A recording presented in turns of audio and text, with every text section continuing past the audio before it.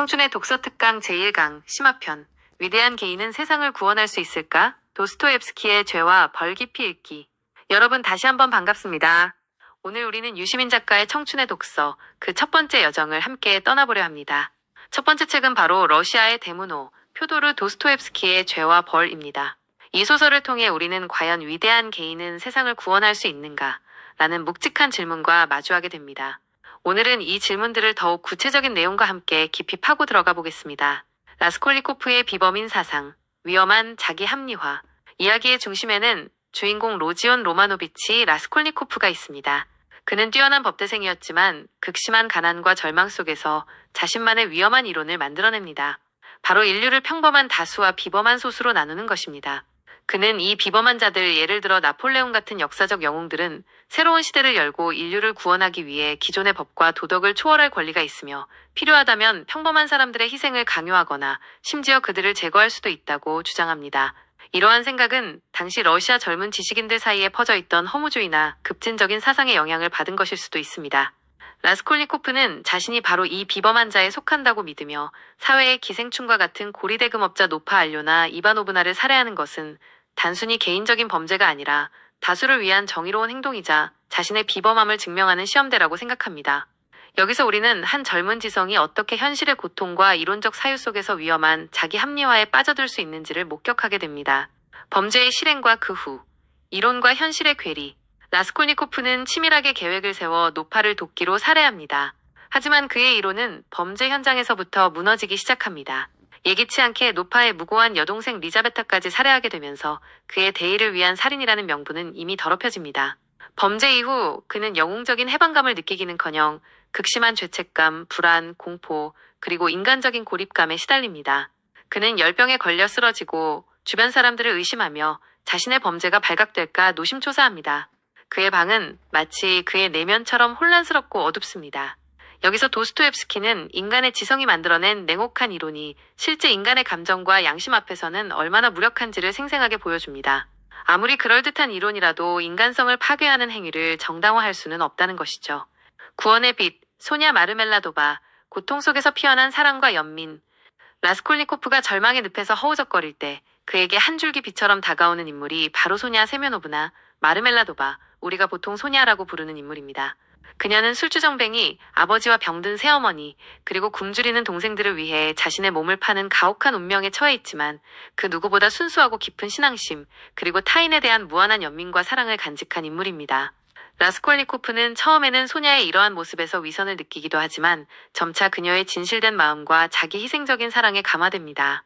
그는 결국 소냐에게 자신의 죄를 고백하고 소냐는 그를 비난하기보다는 함께 고통스러워하며 그의 곁을 지킵니다. 소냐는 라스콜니코프에게 자수하고 시베리아 유형의 벌을 받음으로써 새로운 삶을 시작하라고 권유합니다. 여기서 우리는 죄와 고통 속에서도 인간을 구원할 수 있는 것은 냉철한 이성이 아니라 따뜻한 사랑과 연민이라는 도스토옙스키의 메시지를 읽을 수 있습니다. 유시민 작가도 아마 이 지점에서 차가운 지성보다 뜨거운 가슴의 중요성을 강조했을 것입니다. 예심판사 포르피리와의 심리전, 죄의식의 발현. 소설의 또 다른 흥미로운 지점은 라스콜니코프와 예심판사 포르피리 페트로비치 사이의 치열한 심리전입니다. 포르피리는 라스콜니코프의 논문과 그의 행동을 통해 그가 범인일 것이라는 심증을 굳히지만 직접적인 증거는 없습니다. 그는 교묘한 질문과 암시를 통해 라스콜니코프의 죄의식을 자극하고 그가 스스로 무너지도록 유도합니다. 이 과정은 라스콜니코프의 내면에 있는 불안과 자기 기만이 어떻게 그를 오라매는지를 잘 보여줍니다. 시베리아 유형과 부활의 가능성, 진정한 벌과 구원. 결국 라스콜니코프는 자수하고 시베리아로 유형을 떠납니다. 그곳에서의 힘든 노동과 고독 속에서도 소냐는 그의 곁을 지킵니다. 그는 오랫동안 자신의 죄를 진심으로 뉘우치지 못하고 지적인 오만에 사로잡혀 있었지만 점차 소냐의 헌신적인 사랑과 자신의 내면에서 울리는 양심의 소리를 통해 진정한 변화의 가능성을 발견하게 됩니다. 소설은 그가 병을 앓고 난 후 소냐와 함께 새로운 삶을 시작할 것을 다짐하며 끝을 맺습니다. 이는 위대한 개인이 세상을 구원하는 것이 아니라 한 인간이 자신의 죄를 인정하고 고통을 감내하며 타인과의 사랑 속에서 비로소 구원받을 수 있다는 어쩌면 더 어렵고도 숭고한 길을 제시하는 것입니다. 청춘의 독서를 통해 본 죄와 벌의 현대적 의미. 유시민 작가가 청춘의 독서에서 이 책을 첫 번째로 다룬 이유는 무엇일까요?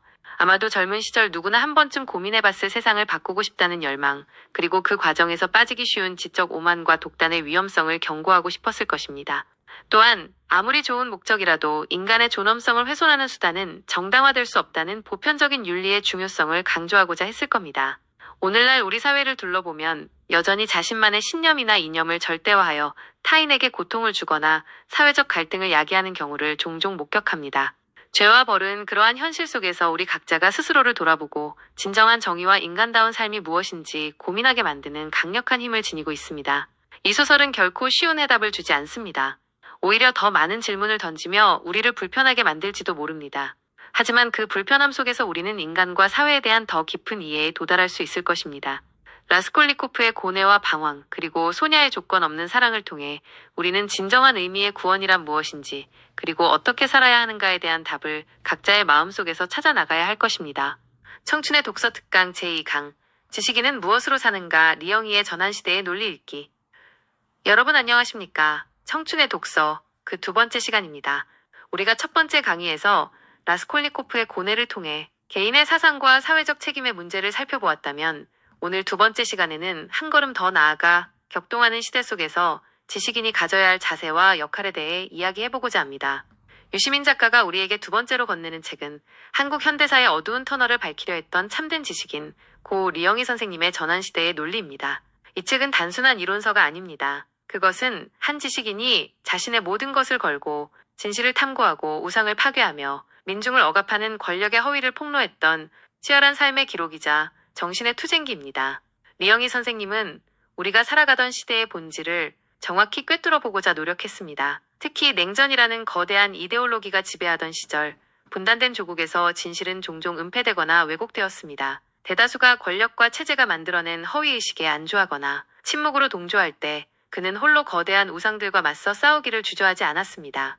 전환시대의 논리는 바로 그러한 시대에 지식인이 가져야 할 비판적 이성의 중요성을 역설합니다. 지식인이란 단순히 많은 지식을 가진 사람이 아니라 그 지식을 가지고 무엇을 할 것인가를 끊임없이 성찰하는 존재여야 합니다. 특히 사회의 부조리와 모순을 발견했을 때 그것을 외면하지 않고 용기 있게 문제 삼는 것이 참된 지식인의 사명이라고 리영희 선생님은 강조했습니다. 그는 우리에게 묻습니다. 보고 싶은 것만 보고 믿고 싶은 것만 믿는 것이 과연 올바른 태도인가? 불편한 진실이라 할지라도 그것을 직시하고 그것에 대해 이야기할 수 있는 용기가 우리에게 있는가? 진실을 말하는 것이 때로는 개인에게 큰 위험을 초래할지라도 그 위험을 감수하고서라도 목소리를 내야 하는 이유는 무엇인가?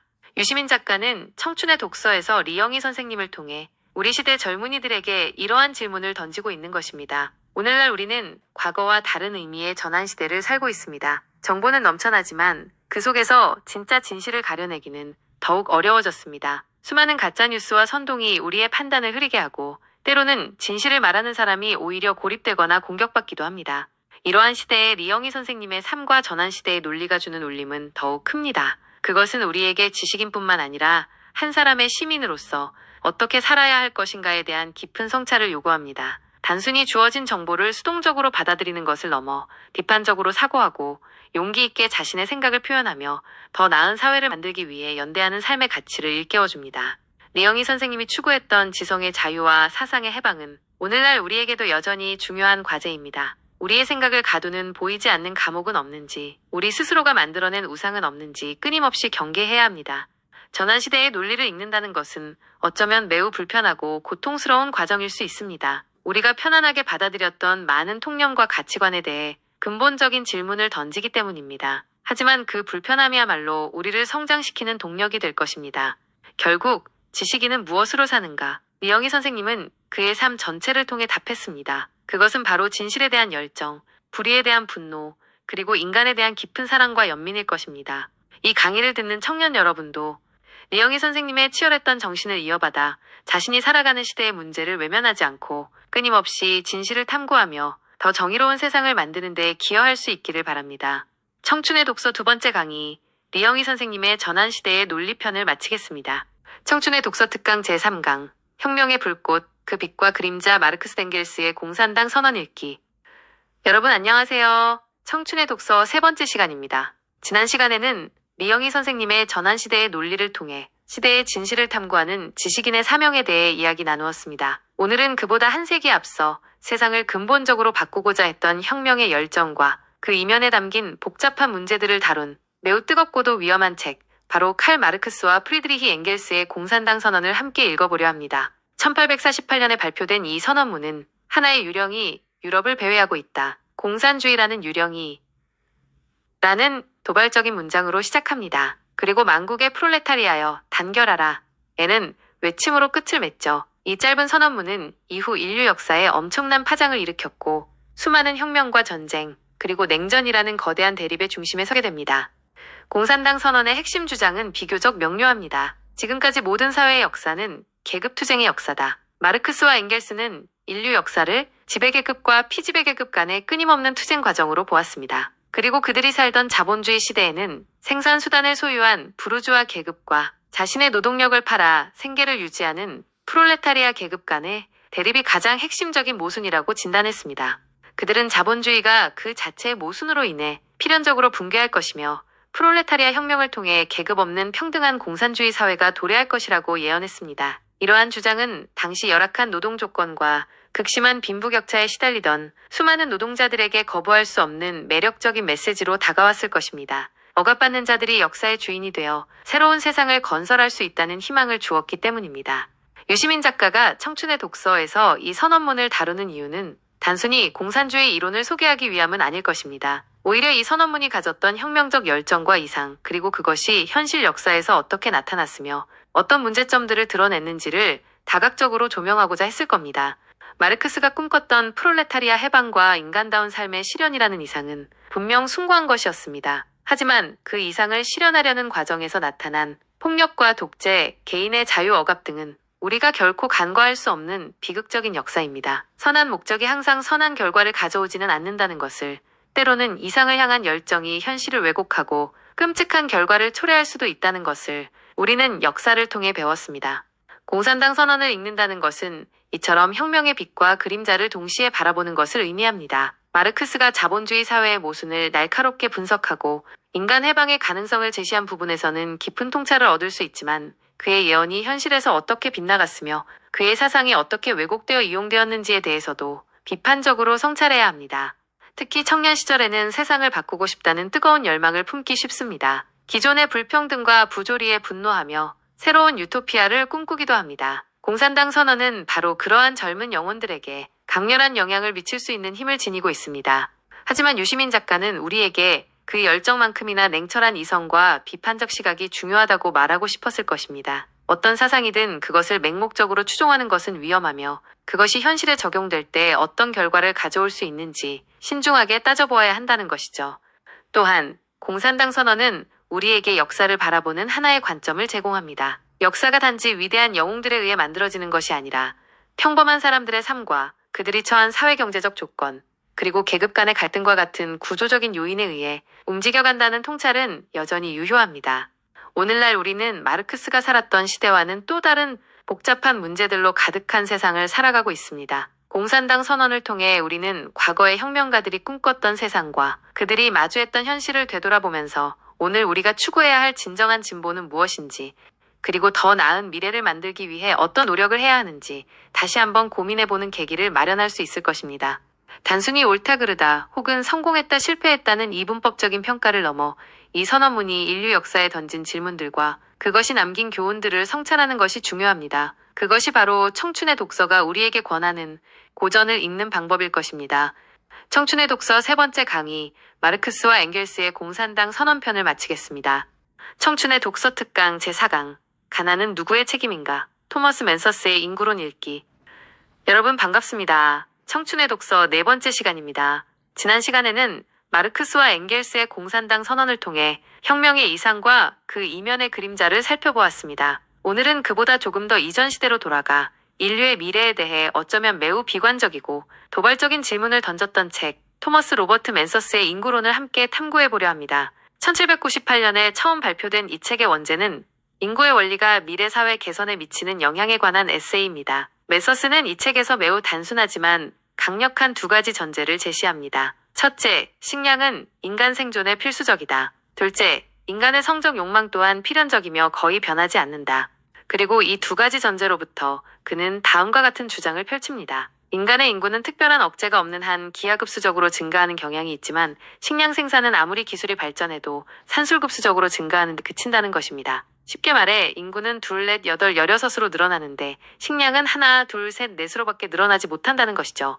이러한 불균형은 결국 무엇을 의미할까요? 맨서스는 인류가 필연적으로 빈곤과 기아의 위협에 직면할 수밖에 없다고 보았습니다. 인구가 식량 생산 능력을 초과하게 되면 결국 전쟁, 질병, 기근과 같은 적극적 억제나 출산율을 낮추는 결혼 연기, 독신 생활 증가와 같은 예방적 억제를 통해 인구 증가가 조절될 수밖에 없다는 것입니다. 그의 주장은 당시 유행하던 인간 사회의 무한한 진보에 대한 낙관론에 찬물을 끼얹는 것이었습니다. 유시민 작가가 청춘의 독서에서 인구론을 선택한 이유는 단순히 맨서스의 이론을 소개하기 위함만은 아닐 것입니다. 오히려 이 책이 던지는 근본적인 질문, 즉 가난은 누구의 책임인가, 그리고 불평등은 과연 불가피한 자연법칙인가에 대해 우리 스스로 고민하게 만들기 위함일 겁니다. 맨서스는 빈곤의 주된 원인을 가난한 사람들 자신의 부도덕함이나 무절제함, 특히 너무 일찍 결혼하고 아이를 많이 낳는 경향 탓으로 돌리는 듯한 태도를 보입니다. 그래서 그는 빈민구제와 같은 사회복지 정책에 대해서도 비판적이었습니다. 그러한 정책이 오히려 인구 증가를 부추겨 빈곤을 더욱 심화시킨다고 보았기 때문입니다. 이러한 맨서스의 주장은 오늘날 우리가 보기에는 매우 냉정하고 비인간적으로 느껴질 수 있습니다. 실제로 그의 이론은 사회적 약자에 대한 책임을 개인에게 전가하고 불평등을 정당화하는 논리로 악용되기도 했습니다. 하지만 유시민 작가는 인구론을 통해 우리가 단순히 맨서스를 비난하는 것을 넘어 그의 이론이 등장했던 역사적 배경과 그것이 오늘날 우리에게 시사하는 바를 입체적으로 살펴볼 것을 권하고 있을 것입니다. 맨서스의 예언은 여러 측면에서 빗나갔습니다. 그는 농업기술의 혁명적인 발전이나 산업화 이후의 가족계획 확산과 같은 변화를 예측하지 못했습니다. 오늘날 많은 선진국들은 오히려 인구 감소를 걱정하고 있으며 전 지구적으로 식량 생산량 자체는 인류 전체를 먹여 살리고도 남을 만큼 충분합니다. 그럼에도 불구하고 왜 세계 곳곳에서는 여전히 기아와 빈곤이 사라지지 않는 것일까요? 이 질문은 우리를 다시 가난은 누구의 책임인가 라는 문제로 이끕니다. 맨서스가 개인의 책임을 강조했다면 현대의 많은 사상가들은 사회 구조적인 모순, 즉 부의 불평등한 분배, 자원의 불공정한 배분, 그리고 착취적인 경제 시스템에서 그 원인을 찾습니다. 결국 빈곤은 단순히 개인의 노력 부족이나 자연법칙의 문제가 아니라 우리가 만든 사회 시스템의 문제일 수 있다는 것입니다. 인구론을 읽으면서 우리는 인간 사회의 지속 가능성에 대해 고민하게 됩니다. 한정된 지구 자원과 환경 문제, 그리고 여전히 해결되지 않고 있는 빈부격차와 같은 문제들은 200여 년 전 맨서스가 던졌던 질문이 오늘날에도 여전히 유효함을 보여줍니다. 중요한 것은 맨서스의 주장을 맹목적으로 받아들이거나 무조건적으로 비판하는 것이 아니라 그의 문제의식을 오늘 우리의 현실에 비추어 보고 더 나은 미래를 만들기 위해 무엇을 해야 할지 스스로 답을 찾아 나가는 것입니다. 가난과 불평등은 과연 숙명일까요? 아니면 우리가 함께 노력하여 극복할 수 있는 문제일까요? 인구론은 우리에게 이러한 묵직한 질문을 던지며 인간과 사회에 대한 더 깊은 성찰로 우리를 이끌고 있습니다. 청년 여러분도 이 책을 통해 자신만의 답을 찾아가는 지적인 여정을 경험해 보시길 바랍니다. 청춘의 독서 네 번째 강의 토머스 맨서스의 인구론 편을 마치겠습니다.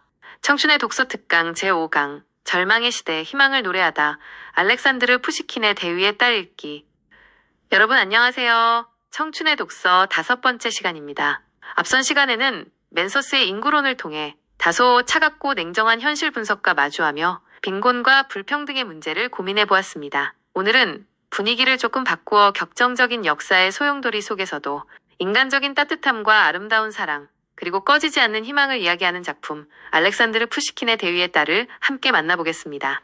푸시킨은 러시아 현대문학의 창시자로 불리는 위대한 시인이자 작가입니다. 대위의 딸은 그의 대표적인 산문작품으로 18세기 후반 예카테리나 여제시대에 일어났던 푸가초프 반란이라는 실제 역사적 사건을 배경으로 하고 있습니다. 이야기의 주인공은 젊은 귀족 장교 표트르 그리뇨프입니다. 그는 아버지의 명에 따라 변경의 요새로 근무하러 떠나던 중 눈보라 속에서 우연히 길을 안내해준 한 남자에게 자신의 토끼털 외투를 선물합니다. 이 사소한 친절은 훗날 그의 운명을 바꾸는 중요한 계기가 됩니다. 요새에 도착한 그리뇨프는 그곳에서 사령관 미로노프 대위의 딸 마샤 미로노바를 만나 사랑에 빠집니다. 마샤는 순수하고 정직하며 강인한 내면을 지닌 여성입니다. 그들의 사랑이 막 시작되려 할 때 푸가초프가 이끄는 반란군이 요새를 습격하고 미로노프 대위 부부는 반란군에게 무참히 살해당합니다. 마샤는 고아가 되고 그린요프 역시 절체절명의 위기에 놓입니다. 이때 그를 구해주는 사람이 바로 과거 눈보라 속에서 그린요프로부터 토끼털 외투를 받았던 남자, 바로 반란군의 수게 푸가초프였습니다. 푸가초프는 그린요프의 관대함과 정직함을 기억하고 그의 목숨을 살려줄 뿐만 아니라 훗날 마샤를 구출하는 데에도 도움을 줍니다.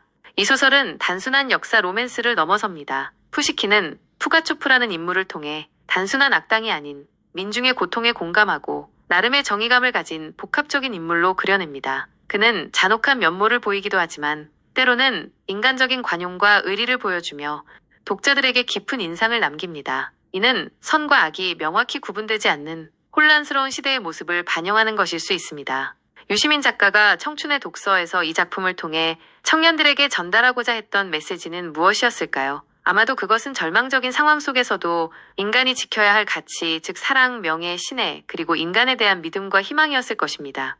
주인공 그린요프는 끊임없이 어려운 선택의 기로에 놓입니다. 반란군에게 항복하고 목숨을 구할 것인가? 아니면 황제에 대한 충성을 지키고 명예롭게 죽을 것인가? 사랑하는 마샤를 구하기 위해 어떤 위험을 감수할 것인가? 그는 때로는 미숙하고 흔들리기도 하지만 결국 자신의 양심과 인간적인 도리를 따르려 노력합니다.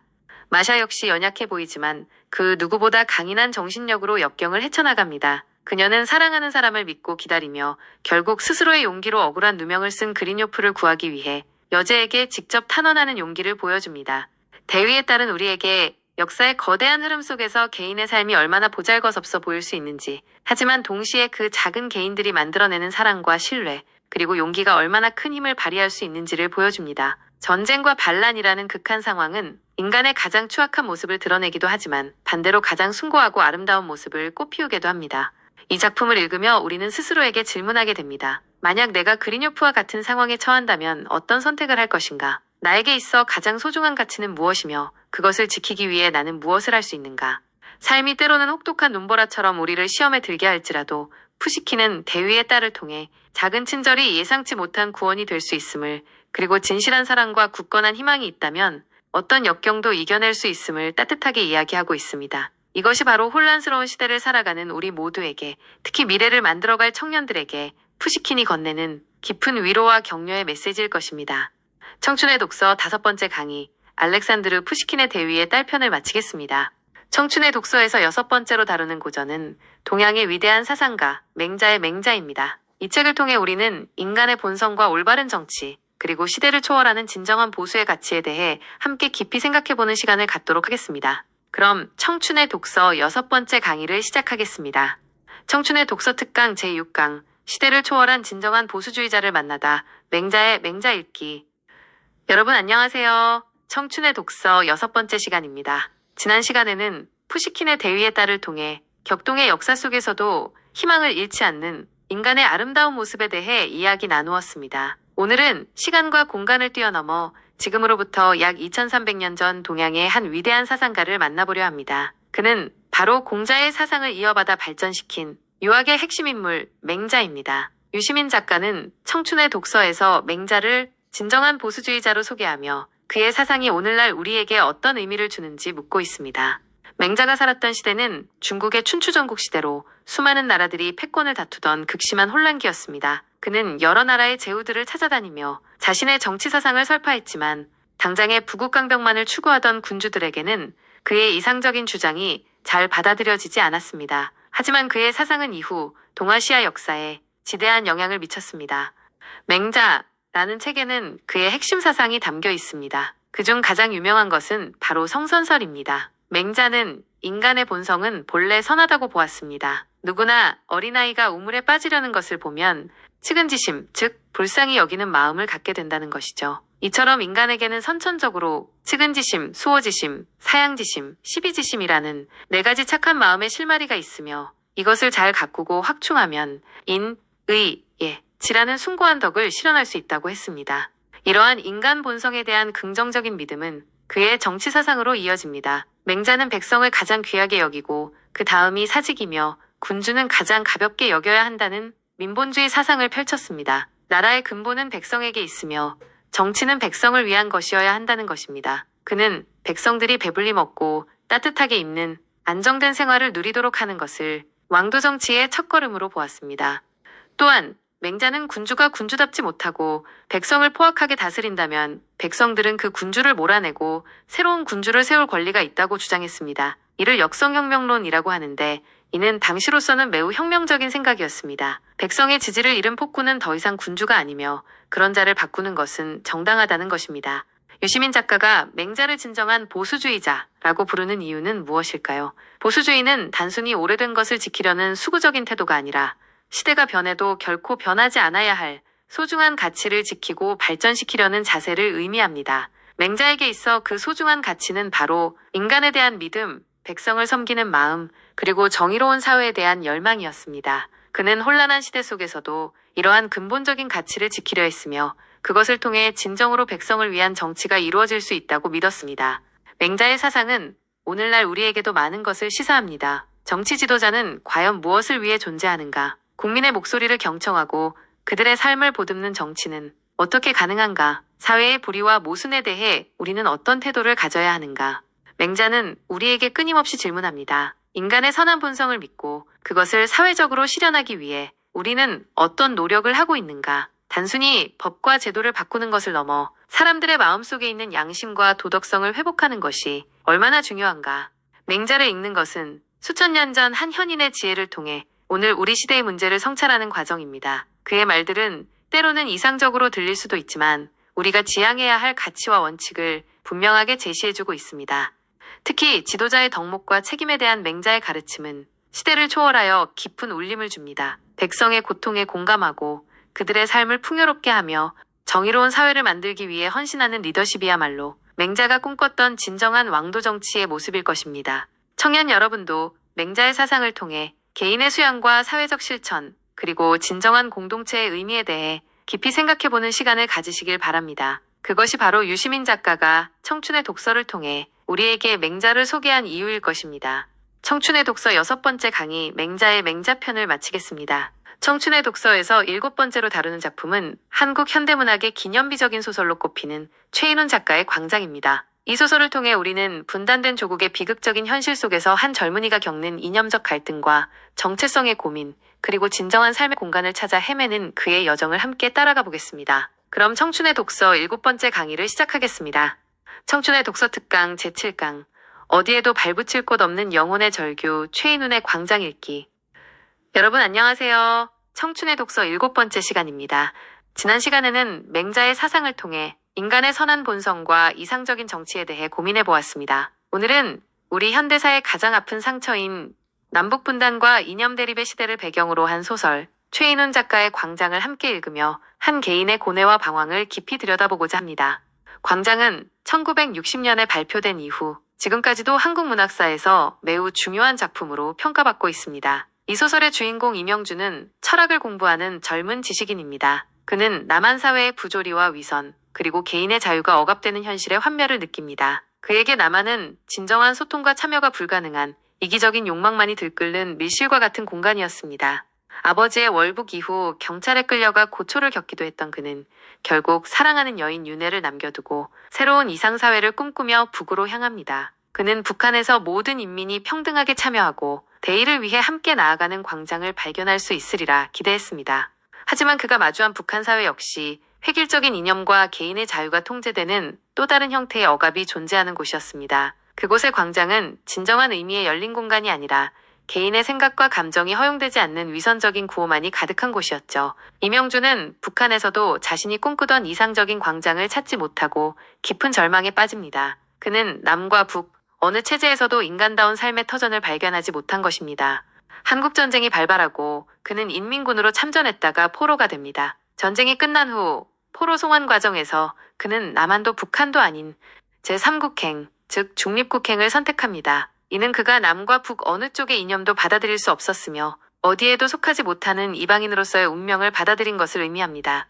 하지만 인도로 향하던 배 위에서 그는 푸른 바다를 바라보며 두 딸을 부르짖던 한 포로의 모습을 떠올리고 자신의 두 여인, 남에서의 윤혜와 북에서의 은혜를 생각합니다. 결국 그는 바다에 몸을 던져 스스로 생을 마감합니다. 그의 마지막 선택은 무엇을 의미하는 것일까요? 그것은 이념의 허무함에 대한 절망일 수도 있고 혹은 더 이상 더럽혀지지 않을 자신만의 순수한 공간, 즉 죽음을 통한 영원한 광장을 찾아 떠난 것일 수도 있습니다. 유시민 작가가 청춘의 독서에서 광장을 선택한 이유는 이 작품이 던지는 질문의 무게 때문일 것입니다. 개인은 이념이나 체제보다 우선하는가? 인간은 과연 어떤 조건 속에서 진정으로 자유롭고 행복할 수 있는가? 분단된 조국에서 살아가는 지식인의 고뇌는 무엇이며 그가 추구해야 할 가치는 무엇인가? 이명준의 삶은 우리에게 이념이라는 것이 인간을 얼마나 황폐하게 만들 수 있는지, 그리고 개인의 순수한 열정과 이상이 거대한 역사의 수레바퀴 앞에서 어떻게 좌절될 수 있는지를 처절하게 보여줍니다. 그는 끊임없이 진정한 광장, 즉 개인의 자유와 공동체의 조화가 이루어지는 이상적인 공간을 갈망했지만 그 어디에서도 찾지 못했습니다. 이 소설은 오늘날 우리에게도 여전히 많은 생각을 하게 합니다. 비록 냉전 시대는 끝났다고 하지만 우리 사회에는 여전히 다양한 형태의 이념 갈등과 집단 간의 대립이 존재합니다. 그리고 그 속에서 개인은 종종 자신의 목소리를 잃거나 어느 한쪽에 속하도록 강요받기도 합니다. 광장은 우리에게 어떤 이념이나 체제도 인간 그 자체보다 우위에 설 수 없음을, 그리고 진정한 삶의 의미는 거창한 구호나 이념이 아니라 구체적인 개인의 삶과 사랑, 그리고 진실한 관계 속에서 찾아야 함을 일깨워줍니다. 이명준의 비극적인 선택은 안타깝지만 그의 치열했던 고민과 방황은 분단 시대를 살아온 우리 모두의 자화상일 수 있으며 오늘을 살아가는 청년들에게도 자신의 삶과 정체성에 대해 깊이 성찰하도록 이끌고 있습니다. 결국 우리가 만들어가야 할 진정한 광장은 서로의 다름을 인정하고 존중하며 자유로운 소통과 연대가 가능한 공간이어야 할 것입니다.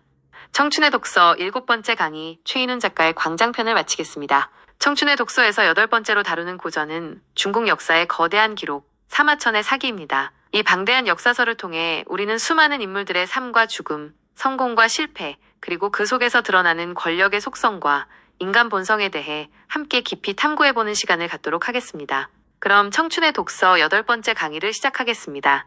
청춘의 독서 특강 제8강 역사 속에서 권력의 빛과 그림자를 보다 사마천의 사기 읽기. 여러분 안녕하십니까? 청춘의 독서 8번째 시간입니다. 지난 시간에는 최인훈 작가의 광장을 통해 분단된 조국에서 한 지식인이 겪었던 이념적 고뇌와 정체성의 방황을 살펴보았습니다. 오늘은 시간을 아주 멀리 거슬러 올라가 중국 고대 역사의 장대한 파노라마를 펼쳐보인 불멸의 역사서 사마천의 사기를 통해 인간과 권력, 그리고 정치의 본질에 대해 이야기 나누고자 합니다. 사마천은 지금으로부터 약 2100년 전 중국 한나라 시대의 역사가입니다. 그는 아버지 사마담의 유지를 이어받아 상고시대의 황제로부터 자신이 살던 한무제 시대까지 수천 년에 이르는 중국의 역사를 기록하는 위대한 작업에 착수합니다. 하지만 그는 흉노에 투항한 장군을 변호하다가 황제의 노여움을 사서 궁형이라는 치욕스러운 형벌을 받게 됩니다. 죽음보다 더한 고통과 모멸감 속에서도 사마천은 역사 기록을 완성해야 한다는 일념으로 살아남아 마침내 130권에 달하는 방대한 역사서 사기를 완성합니다. 그래서 사기는 단순한 역사 기록을 넘어 한 인간의 불굴의 의지와 역사가로서의 숭고한 사명감이 깃든 위대한 저작으로 평가받습니다. 사기는 황제들의 이야기를 담은 본기, 주요 사건과 제도를 기록한 표와서, 제후들의 역사를 다룬 세가, 그리고 다양한 인물들의 삶을 그린 열전으로 구성되어 있습니다. 특히 열전에는 황제나 제후뿐만 아니라 자객, 협객, 관리, 상인, 심지어 웃음을 파는 광대에 이르기까지 다양한 계층의 인물들이 등장하여 인간 삶의 다채로운 모습을 생생하게 보여줍니다. 사마천은 역사를 기록함에 있어 단순히 사실을 나열하는 데 그치지 않고 인물의 행적과 성품, 그리고 그를 둘러싼 시대적 상황을 입체적으로 그려내어 독자 스스로 역사의 교훈을 깨닫게 합니다. 그는 성공한 영웅뿐만 아니라 실패한 인물들의 이야기에도 주목하며 그들의 성공과 실패 요인을 날카롭게 분석합니다. 유시민 작가가 청춘의 독서에서 사기를 선택한 것은 이 책이 담고 있는 수많은 인간 군상들의 이야기를 통해 우리가 권력의 속성과 정치의 본질, 그리고 인간이란 어떤 존재인가에 대해 깊이 성찰할 수 있기 때문일 것입니다. 사기에는 수많은 권력 투쟁의 이야기가 등장합니다. 초나라 항우와 한나라 유방의 천하를 건 대결, 진시황의 천하통일과 그 몰락 과정, 한나라 초기의 여태후와 공신들 간의 암투 등 권력을 차지하고 유지하기 위한 인간의 욕망과 지략, 그리고 그 과정에서 드러나는 배신과 음모, 충성과 의리가 숨막히게 펼쳐집니다. 이러한 이야기들을 통해 우리는 권력이란 무엇이며 그것이 인간을 어떻게 변화시키는지, 그리고 진정한 리더십은 어디에서 나오는지를 고민하게 됩니다. 사마천은 때로는 냉정한 관찰자로, 때로는 뜨거운 공감으로 인물들의 행적을 줬으며 독자들에게 과연 무엇이 올바른 길인지 묻고 있는 듯합니다. 또한 사기는 우리에게 역사는 결코 단선적으로 발전하지 않으며 흥망성쇠가 반복된다는 사실을 일깨워줍니다. 아무리 강력해 보이는 제국도 언젠가는 쇠퇴하고 절망적인 상황 속에서도 새로운 희망의 싹이 트기도 합니다. 이러한 역사의 순환 속에서 개인은 어떤 삶을 살아야 할까요?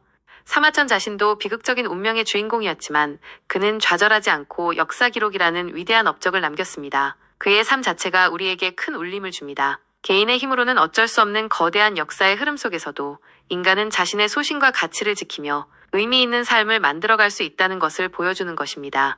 사기를 읽는 것은 수많은 역사적 인물들과 대화하는 것과 같습니다. 그들의 성공에서 지혜를 배우고 그들의 실패에서 교훈을 얻으며 인간과 세상에 대한 이해를 넓혀갈 수 있습니다. 특히 권력의 정점에서 모든 것을 누렸던 인물들이 한순간에 오판이나 교만으로 몰락하는 모습, 혹은 어려운 환경 속에서도 절개를 지키며 훗날 이름을 남긴 인물들의 이야기는 오늘을 살아가는 우리에게도 많은 것을 생각하게 합니다. 유시민 작가는 이 책을 통해 청년들에게 역사를 아는 것이 왜 중요한지를 말하고 싶었을 것입니다. 역사는 과거의 기록일 뿐만 아니라 현재를 비추는 거울이자 미래를 내다보는 창이기 때문입니다. 사기에 담긴 인간과 권력에 대한 깊은 통찰은 복잡한 현대사회를 살아가는 우리에게도 여전히 유효한 지혜를 제공합니다. 청년 여러분도 사마천이 펼쳐 보이는 장대한 역사의 무대 위에서 다양한 인간들의 삶과 운명을 만나보시길 바랍니다. 그리고 그 속에서 자신만의 답을 찾아가는 값진 경험을 하시기를 기대합니다. 청춘의 독서 8번째 강의, 사마천의 사기편을 마치겠습니다. 청춘의 독서에서 9번째로 다루는 고전은 알렉산드르 솔제니친의 이반 데니소비치의 하루입니다. 이 소설을 통해 우리는 극한의 전체주의 체제 속에서 한 평범한 인간이 어떻게 자신의 존엄성을 지키며 살아남는지, 그리고 절망 속에서도 발견할 수 있는 작은 희망과 삶의 의미에 대해 함께 깊이 생각해보는 시간을 갖도록 하겠습니다. 그럼 청춘의 독서 9번째 강의를 시작하겠습니다. 청춘의 독서 특강 제9강, 절망의 끝에서 인간의 존엄을 외치다. 알렉산드르 솔제니친의 이반 데니소비치의 하루 읽기. 여러분 안녕하십니까? 청춘의 독서 9번째 시간입니다. 지난 시간에는 사마천의 사기를 통해 역사 속 권력의 명암과 다양한 인간 군상의 모습을 살펴보았습니다. 오늘은 다시 20세기로 돌아와 인간이 만들어낸 가장 참혹한 시스템 중 하나인 구소련 스탈린 시대의 강제 수용소, 즉 굴락에서의 하루를 그린 알렉산드르 솔제니친의 이반 데니소비치의 하루를 함께 읽어보려 합니다. 유시민 작가는 이 책을 통해 우리에게 슬픔도 힘이 될 수 있을까라는 질문을 던집니다. 솔제니친은 실제로 스탈린 치하에서 8년간 강제 수용소 생활을 했던 작가입니다. 그의 경험이 고스란히 녹아있는 이 소설은 1962년 발표되자마자 전 세계에 큰 충격을 주었습니다. 그것은 굳게 닫혀있던 소련 강제 수용소의 실상을 처음으로 세상에 알린 작품이었기 때문입니다. 소설은 주인공 이반 데니소비치 슈오프의 수용소에서의 단 하루를 아침 기상부터 잠자리에 들 때까지 매우 담담하고 사실적으로 묘사합니다. 그는 평범한 농부였지만 2차 세계대전 중 독일군 포로가 되었다가 탈출했다는 이유로 어처구니 없게도 서방 스파이라는 누명을 쓰고 10년형을 선고받아 수용소에 갇힌 인물입니다. 수용소의 하루는 혹독한 추위와 굶주림, 그리고 인간의 존엄성을 짓밟는 비인간적인 처우로 가득 차 있습니다. 죄수들은 한 조각의 빵, 한 모금의 국물에 목숨을 걸고 사소한 실수 하나로 목숨을 잃을 수도 있는 극한의 상황에 놓여 있습니다. 그들에게는 이름 대신 번호가 주어지고 그 어떤 인간적인 감정이나 생각도 허용되지 않는 것처럼 보입니다.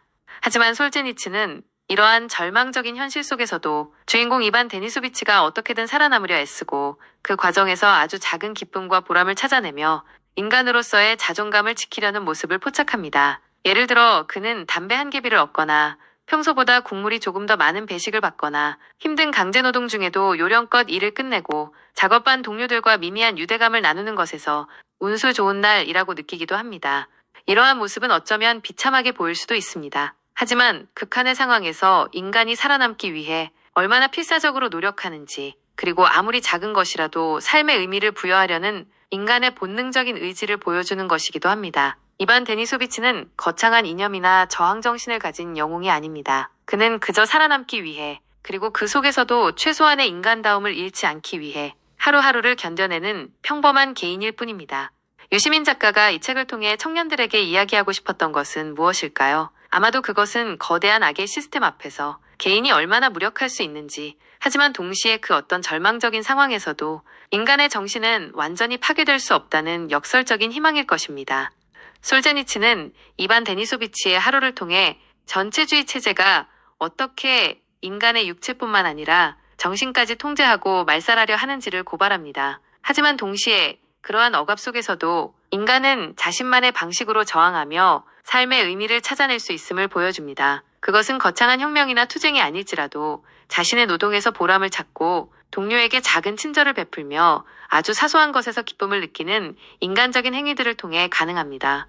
이 소설은 우리에게 묻습니다. 인간의 존엄성이란 무엇인가? 우리가 어떤 상황에 처하든 결코 포기해서는 안 될 인간적인 가치는 무엇인가? 그리고 개인이 거대한 사회학에 맞서 할 수 있는 일은 무엇인가? 이반 데니소비치의 하루는 슬픔과 고통으로 가득 찬 이야기이지만 역설적이게도 그 속에서 인간 정신의 강인함과 작은 희망의 소중함을 발견하게 합니다. 이반 데니소비치가 견뎌낸 하루는 어쩌면 인간이 지닌 생명력과 존엄성에 대한 가장 강력한 증언일지도 모릅니다. 유시민 작가가 던진 질문처럼 슬픔은 때로 힘이 될 수 있습니다. 고통스러운 경험을 통해 우리는 삶의 본질을 더 깊이 이해하고 인간적인 연대와 공감의 중요성을 깨달으며 더 나은 세상을 향한 의지를 다질 수 있기 때문입니다. 이 책을 통해 청년 여러분도 인간의 조건과 삶의 의미에 대해 진지하게 성찰하는 시간을 가져보시길 바랍니다. 청춘의 독서 9번째 강의, 알렉산드르 솔제니친의 이반 데니소비치의 하루편을 마치겠습니다. 청춘의 독서에서 10번째로 다루는 고전은 인류의 세계관을 근본적으로 뒤흔든 책, 찰스 다윈의 종의 기원입니다. 이 책을 통해 우리는 생명 진화의 비밀과 그 과정에서 인간 존재의 의미는 무엇인지, 그리고 유시민 작가가 던지는 질문처럼 인간은 과연 이기적인 존재인가에 대해 함께 깊이 탐색해보는 시간을 갖도록 하겠습니다. 그럼 청춘의 독서 10번째 강의를 시작하겠습니다. 청춘의 독서 특강 제10강, 인간은 과연 이기적인 존재인가? 찰스 다윈의 종의 기원 읽기. 여러분 안녕하십니까? 청춘의 독서 10번째 시간입니다.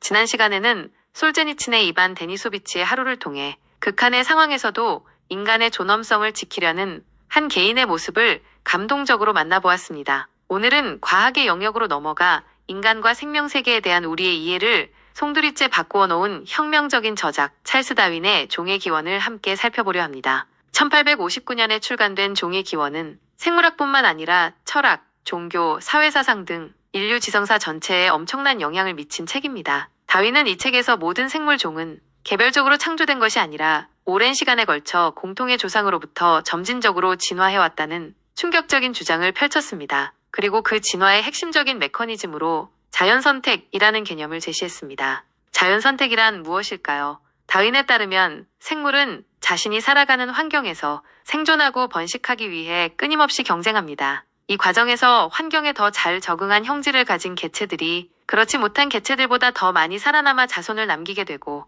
이러한 과정이 오랜 세대에 걸쳐 반복되면서 생물종 전체가 점진적으로 변화한다는 것입니다. 이를 흔히 적자생존이라는 말로 표현하기도 합니다. 다윈의 진화론은 당시 서구 사회를 지배하던 창조론적 세계관에 정면으로 도전하는 것이었습니다. 인간 역시 신에 의해 특별하게 창조된 존재가 아니라 다른 생물들과 마찬가지로 자연선택의 과정을 통해 진화해온 동물계의 일원이라는 사실을 받아들여야 했기 때문입니다. 이는 인간 중심적인 사고방식에 큰 충격을 주었고, 인간의 존엄성과 도덕성의 근원에 대한 새로운 질문들을 불러일으켰습니다. 유시민 작가가 청춘의 독서에서 종의 기원을 통해 청년들에게 던지고자 하는 핵심 질문은 인간은 과연 이기적인 존재인가? 일 것입니다. 자연선택과 적자생존이라는 개념은 마치 모든 생물이 오로지 자신의 생존과 번식만을 위해 다른 존재를 짓밟고 경쟁하는 극도로 이기적인 존재인 것처럼 보이게 만들 수 있습니다. 실제로 다윈의 이론은 훗날 사회 다윈주의라는 이름으로 왜곡되어 제국주의 침략이나 인종차별, 무한 경쟁 사회를 정당화하는 논리로 악용되기도 했습니다. 하지만 다윈 자신이 정말로 인간을 철저히 이기적인 존재로만 보았을까요? 그리고 진화론이 반드시 약육강식의 논리만을 의미할까요? 유시민 작가는 이 지점에서 우리가 좀 더 깊이 생각해보기를 권하고 있을 것입니다. 다윈은 종의 기원 이후에 발표한 인간의 유래라는 책에서 인간의 도덕성, 이타심, 협동과 같은 사회적 본능 역시 진화의 과정에서 자연 선택되었을 가능성을 제시합니다. 개인의 생존뿐만 아니라 집단의 생존과 번영을 위해서는 서로 돕고 협력하는 행동이 유리할 수 있기 때문입니다. 예를 들어 위험을 무릅쓰고 동료를 돕는 행위는 단기적으로는 개인에게 손해일 수 있지만, 그러한 이타적 행동이 가능한 집단 전체는 그렇지 않은 집단보다 생존 가능성이 높아질 수 있습니다.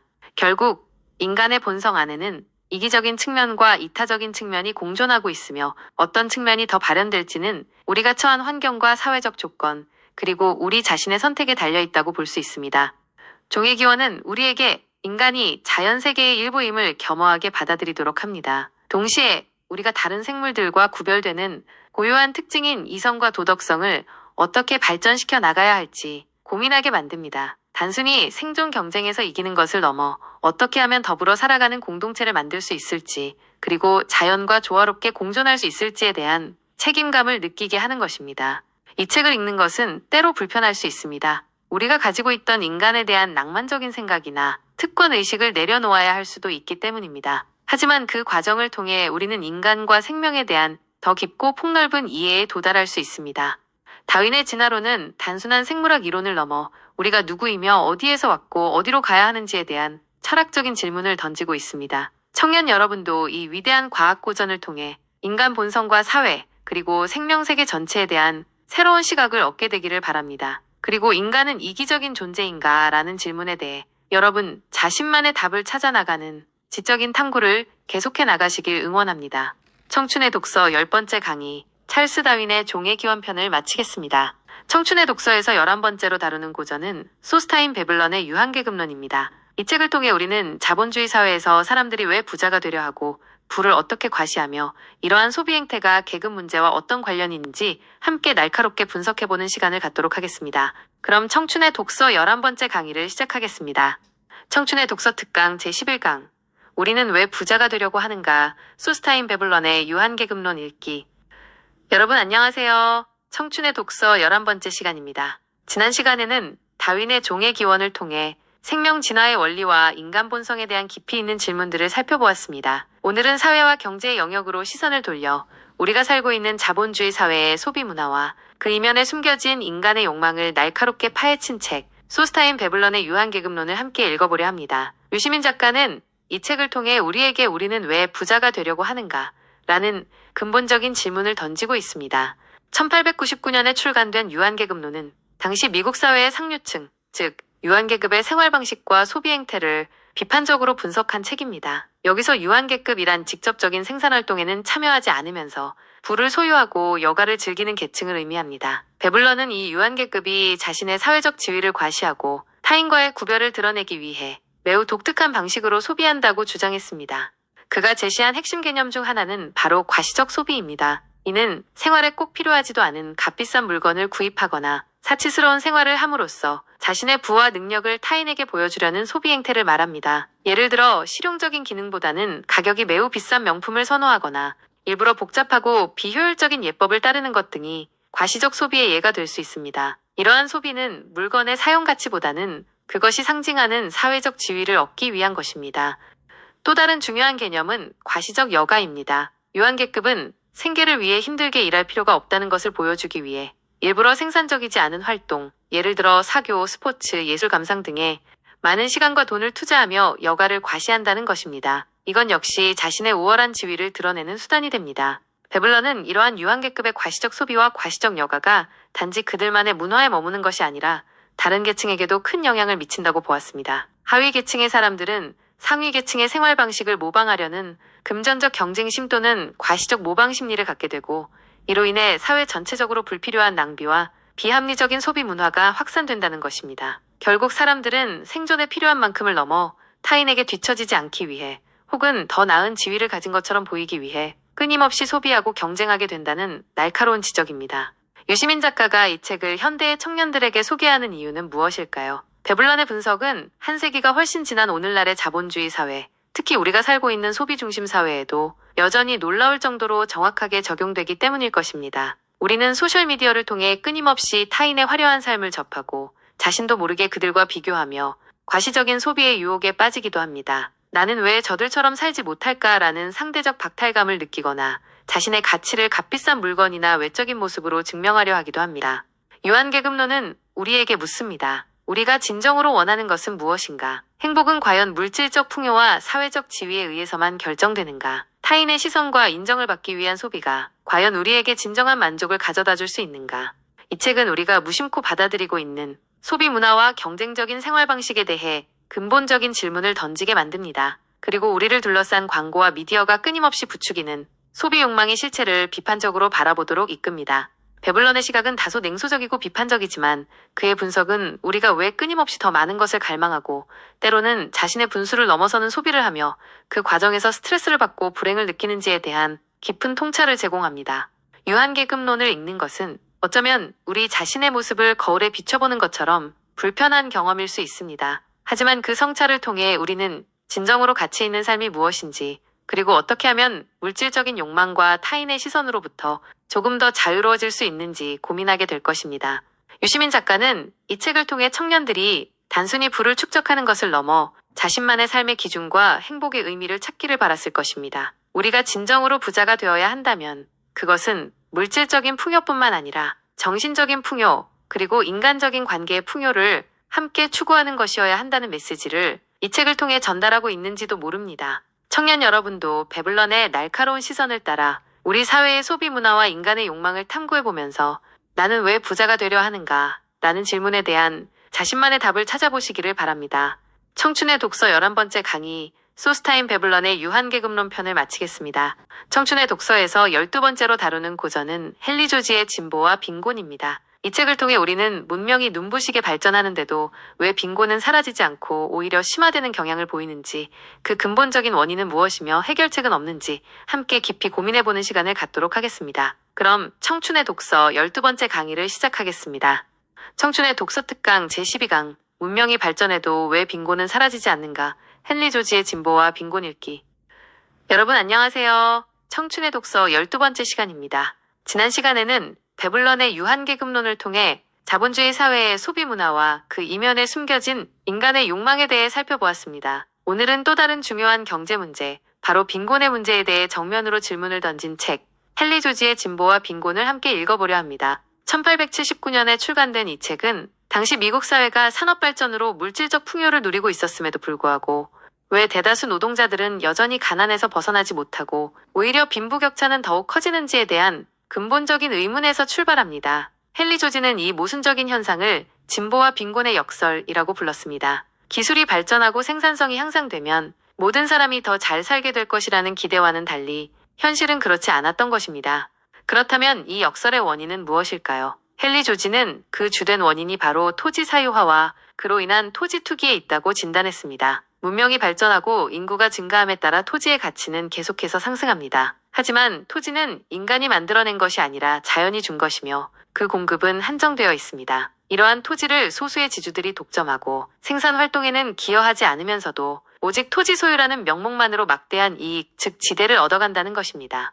반면 열심히 일하는 노동자나 자본을 투자하여 생산 활동을 하는 기업가들은 자신들의 노력으로 창출한 부의 상당 부분을 이 지대의 형태로 지주에게 빼앗기게 됩니다. 결국 사회 전체의 부가 증가하더라도 그 혜택은 대부분 토지를 소유한 소수에게 집중되고 토지를 소유하지 못한 대다수는 아무리 열심히 일해도 가난에서 벗어나기 어렵다는 것이 헨리 조지의 핵심 주장이었습니다. 토지 투기는 이러한 경향을 더욱 심화시켜 실제 사용 가치보다 훨씬 높은 가격으로 토지가 거래되게 만들고 이는 다시 생산 비용을 높여 경제 전체에 부담을 주게 됩니다.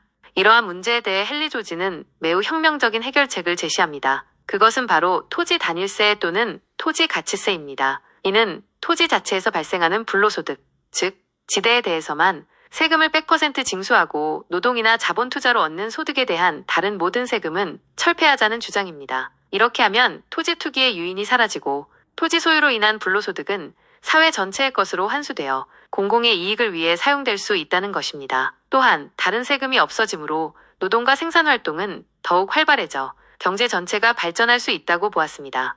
유시민 작가가 청춘의 독서에서 이 책을 다루는 이유는 헨리 조지가 제기한 문제가 100여 년이 지난 오늘날 한국 사회에도 여전히 심각한 문제로 남아있기 때문일 것입니다. 부동산 가격 폭등, 불로소득 문제, 심화되는 자산 불평등 등은 우리 사회의 큰 고민거리입니다. 헨리 조지의 분석과 제안은 이러한 문제의 본질을 이해하고 해결책을 모색하는 데 중요한 시사점을 던져줍니다.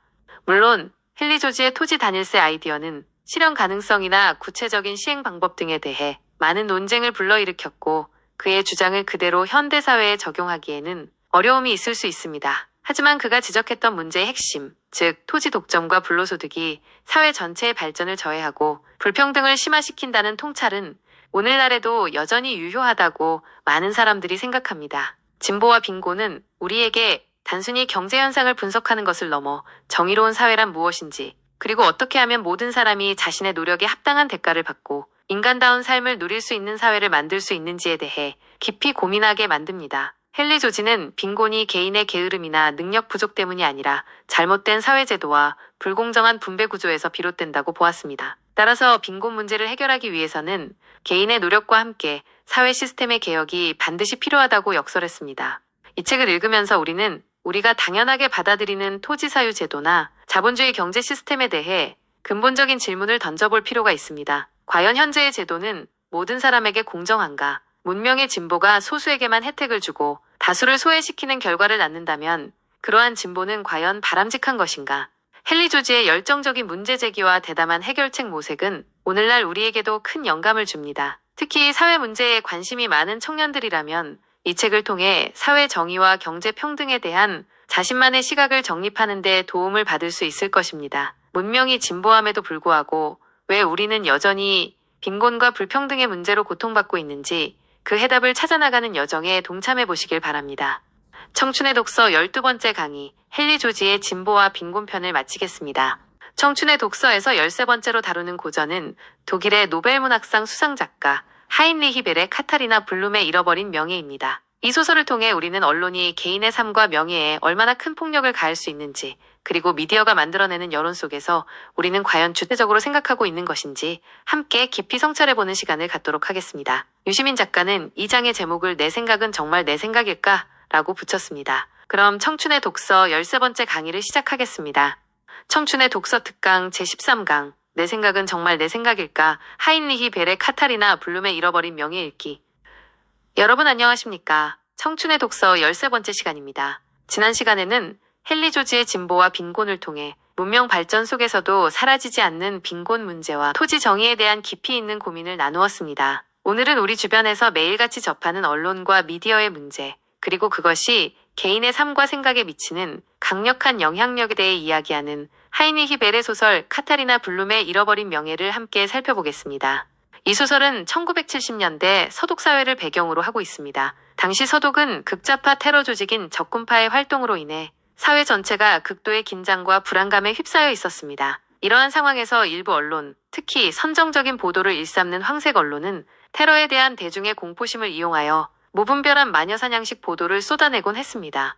소설의 주인공 카타리나 블룸은 성실하고 유능한 가정부입니다. 그녀는 어느 날 파티에서 만난 한 남자와 하룻밤을 보내게 되는데 공교롭게도 그 남자는 경찰이 쫓던 은행 강도이자 살인 용의자였습니다. 이 사실이 알려지자 차이퉁이라는 악의적인 신문은 카타리나를 그 남자의 공범이자 테러리스트 동조자로 몰아가기 시작합니다. 차이퉁 신문은 카타리나의 사생활을 무차별적으로 파헤치고 그녀의 말과 행동을 왜곡하거나 날조하여 자극적이고 선정적인 기사를 연일 쏟아냅니다. 그녀의 과거, 가족관계, 심지어 그녀의 성실함마저도 모두 범죄와 연관지어 해석되고 그녀는 순식간에 요부, 빨갱이, 냉혈한 살인마의 공범으로 낙인 찍힙니다. 주변 사람들은 언론 보도만을 믿고 그녀를 비난하거나 외면하고 그녀는 극심한 심리적 고통과 사회적 고립에 시달리게 됩니다.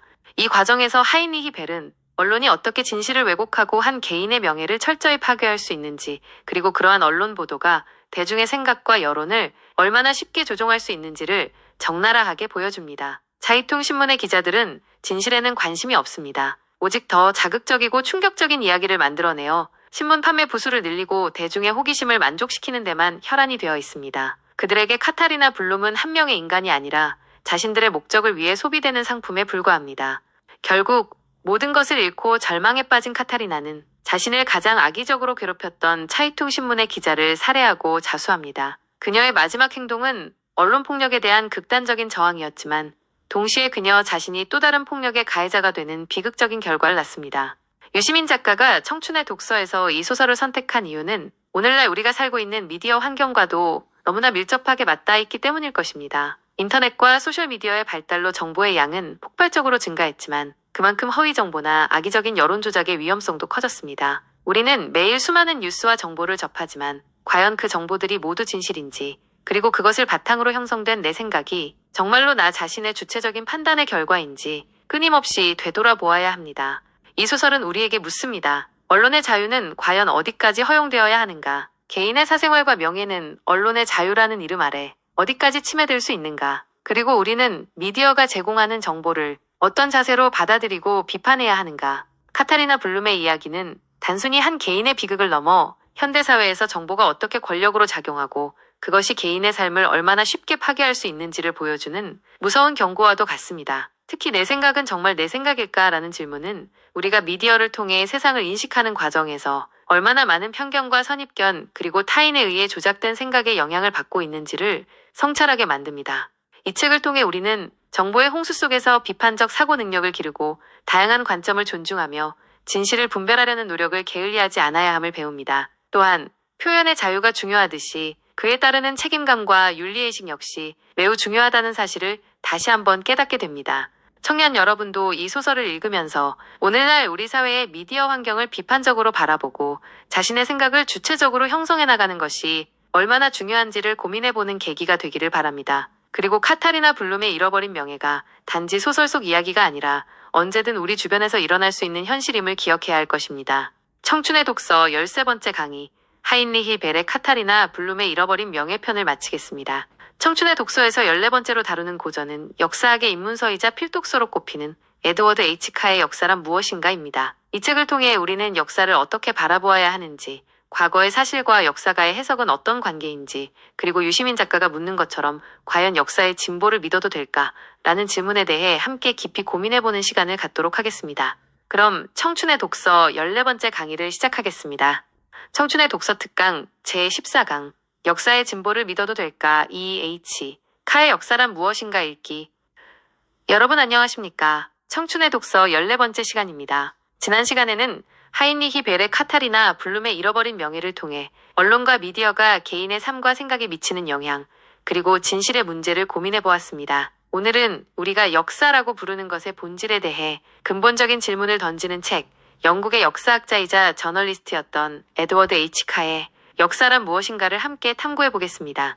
1961년에 처음 출간된 이 책은 카가 케임브리지 대학교에서 행한 강연을 바탕으로 하고 있습니다. 그는 이 책에서 역사란 무엇인가?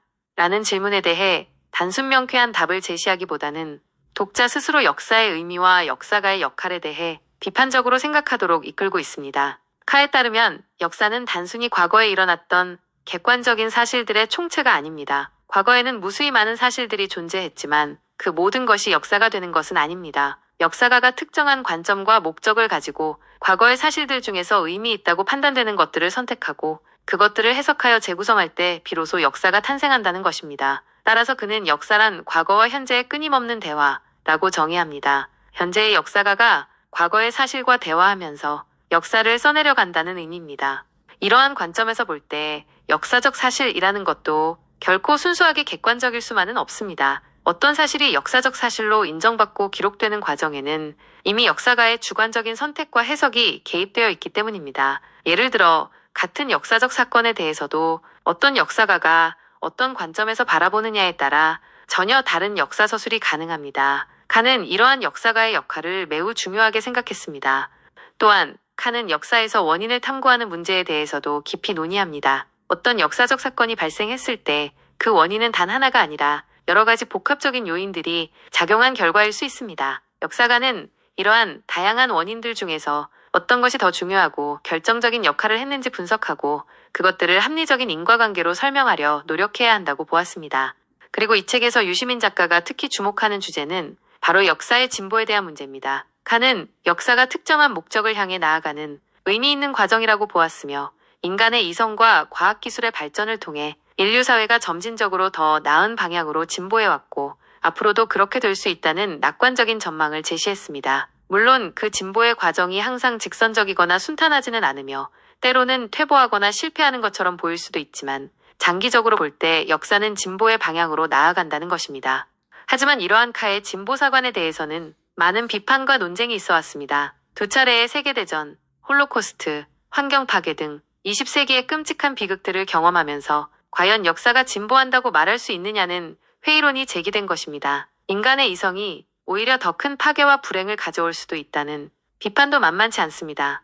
유시민 작가는 청춘의 독서에서 카의 진보사관을 소개하면서도 오늘날 우리가 과연 역사의 진보를 믿을 수 있는지, 그리고 진보란 무엇을 의미하는지에 대해 독자들에게 진지한 질문을 던지고 있습니다. 단순히 물질적인 풍요나 기술의 발전만을 진보라고 할 수 있을까요? 인간의 자유와 평등, 정의와 평화와 같은 가치들이 함께 성장하지 않는다면 그것을 진정한 진보라고 부를 수 있을까요?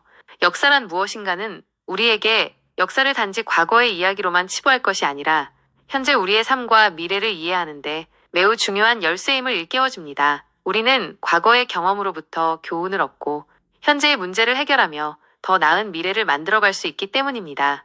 이 책을 읽는 것은 역사가의 작업실을 엿보는 것과 같습니다. 역사가들이 어떤 고민을 하고 어떤 방법으로 역사를 연구하며 그 과정에서 어떤 어려움에 직면하는지를 생생하게 느낄 수 있습니다. 그리고 이를 통해 우리는 역사 지식을 단순히 암기하는 것을 넘어 역사를 비판적으로 읽고 해석하는 능력을 기를 수 있습니다. 청년 여러분도 이 이치카의 안내를 따라 역사의 본질과 의미에 대한 깊이 있는 탐구에 동참해 보시길 바랍니다. 과거와 현재, 그리고 미래를 잇는 역사의 흐름 속에서 자신만의 관점을 정립하고 더 나은 세상을 만드는 데 기여할 수 있는 지혜를 얻게 되기를 기대합니다. 그리고 스스로에게 물어보십시오. 나에게 역사란 무엇이며 우리는 과연 진보하고 있는가? 청춘의 독서 14번째 강의 카의 역사란 무엇인가 편을 마치겠습니다. 청춘의 독서 특별증 보판에 추가된 마지막 강의는 존 스튜어트 밀의 자유론입니다. 이 책을 통해 우리는 개인의 자유가 왜 소중하며 사회는 개인의 자유를 어디까지 존중하고 보호해야 하는지, 그리고 진정한 자유사회는 어떻게 가능한지에 대해 함께 깊이 고민해보는 시간을 갖도록 하겠습니다. 유시민 작가는 이 책을 21세기 문명의 예언서라고 표현하기도 했습니다. 그럼 청춘의 독서 15번째 강의를 시작하겠습니다. 청춘의 독서 특강 제15강 21세기 문명의 예언서 존 스튜어트 밀의 자유론 읽기.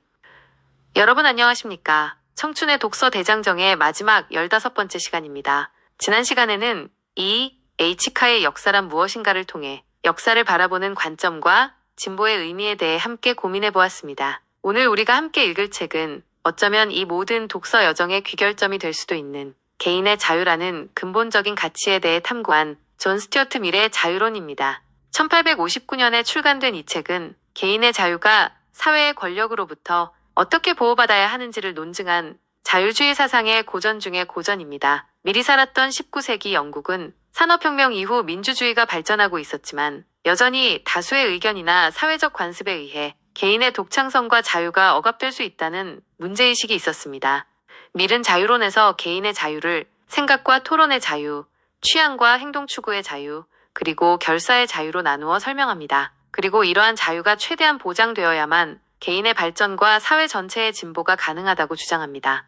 그가 제시한 가장 핵심적인 원칙은 바로 해악의 원칙입니다. 이는 다른 사람에게 해를 끼치지 않는 한 개인의 생각과 행동은 절대적으로 자유로워야 하며 사회나 국가는 이에 간섭해서는 안 된다는 것입니다. 설령 그 생각이나 행동이 사회 다수의 의견과 다르거나 비도덕적으로 보일지라도 그것이 타인에게 직접적인 해를 입히는 것이 아니라면 존중되어야 한다는 매우 급진적인 주장이었습니다. 밀은 특히 사상과 토론의 자유를 강력하게 옹호했습니다. 어떤 의견이 아무리 틀려 보이거나 소수의 의견일지라도 그것을 억압해서는 안 된다고 했습니다. 왜냐하면 첫째, 그 소수의 의견이 실제로 옳은 것일 수도 있고, 둘째, 비록 틀린 의견이라 할지라도 다수의 옳은 의견과 부딪히면서 진리가 더욱 명확해지고 생명력을 얻을 수 있기 때문입니다. 만약 사회가 특정 사상을 억압하고 침묵을 강요한다면 그 사회는 진리 발견의 기회를 스스로 차단하고 정신적으로 정체될 수밖에 없다는 것입니다. 또한 밀은 다수의 횡포를 경계했습니다. 민주주의 사회에서는 법이나 제도를 통한 정치적 억압뿐만 아니라 사회 전체의 여론이나 관습에 의한 보이지 않는 압력이 개인의 자유를 침해할 수 있다고 보았습니다. 모두가 똑같이 생각하고 행동하도록 강요하는 사회는 개인의 개성과 창의성을 말살시키고 결국 사회 전체의 활력을 떨어뜨린다고 경고했습니다. 따라서 그는 사회가 개인의 다양성과 독창성을 존중하고 장려해야 한다고 주장했습니다. 유시민 작가가 자유론을 21세기 문명의 예언서라고 부르며 청춘의 독서의 마지막에 배치한 이유는 무엇일까요? 아마도 미리 160여 년 전에 던졌던 질문과 경고가 오늘날 우리가 살아가는 정보화 사회, 민주주의 사회에서 더욱 절실하게 다가오기 때문일 것입니다. 인터넷과 소셜미디어는 우리에게 무한한 표현의 자유를 준 것처럼 보이지만 동시에 가짜뉴스의 확산, 특정 집단에 대한 혐오 발언, 그리고 소수 의견에 대한 집단적인 공격과 같은 새로운 형태의 다수의 횡포를 낳기도 합니다. 이러한 상황에서 우리는 어떻게 개인의 자유를 지키면서 건강한 공론장을 만들어갈 수 있을까요? 미래 자유론은 이 질문에 대한 깊은 통찰을 제공합니다. 또한 사회가 개인의 삶에 어디까지 개입해야 하는가, 개인의 선택은 어디까지 존중되어야 하는가 하는 문제는 여전히 우리 사회의 뜨거운 논쟁거리입니다. 자유론은 이러한 문제들에 대해 우리 스스로 답을 찾아 나가는 데 필요한 중요한 원칙과 기준을 제시해 줍니다. 이 책을 읽는 것은 때로는 불편할 수 있습니다. 나 자신이 혹시 소수 의견을 억압하는 다수의 일부는 아니었는지, 혹은 사회적 관습이라는 이름으로 타인의 자유를 부당하게 제한하고 있지는 않았는지 스스로를 돌아보게 만들기 때문입니다. 하지만 이러한 성찰을 통해 우리는 더 관용적이고 성숙한 시민으로 성장할 수 있을 것입니다.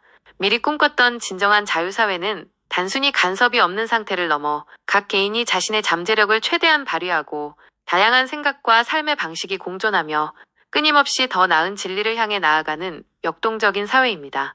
청춘의 독서를 마무리하며 유시민 작가는 청년들이 미래 자유론을 통해 자신의 삶을 주체적으로 설계하고 타인의 자유를 존중하며 더 자유롭고 정의로운 공동체를 만드는 데 기여하기를 바랐을 것입니다. 자유는 저절로 주어지는 것이 아니라 끊임없는 성찰과 용기 있는 실천을 통해 지켜나가야 하는 소중한 가치이기 때문입니다. 청년 여러분도 존 스튜어트 밀의 깊은 사유를 따라 진정한 자유의 의미를 곱씹어 보면서 여러분 자신의 삶과 우리 사회를 더욱 풍요롭게 만들어가는 지혜를 얻으시기를 바랍니다. 청춘의 독서 15번째 강의, 존 스튜어트 밀의 자유론 편을 마치겠습니다. 이것으로 유시민 작가의 청춘의 독서에 담긴 주요 고전들에 대한 강의를 모두 마쳤습니다. 그동안 긴 시간 경청해 주셔서 감사합니다.